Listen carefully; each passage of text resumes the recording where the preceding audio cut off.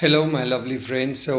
Today I want to show you how you can find out how many view minutes you have in your YouTube channel.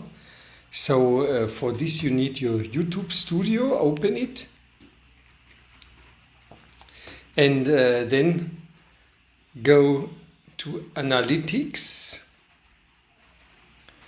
and you see your watch time. Touch the watch time. I have it here in German, but it's the same.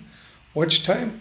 And now you select since creation of your channel.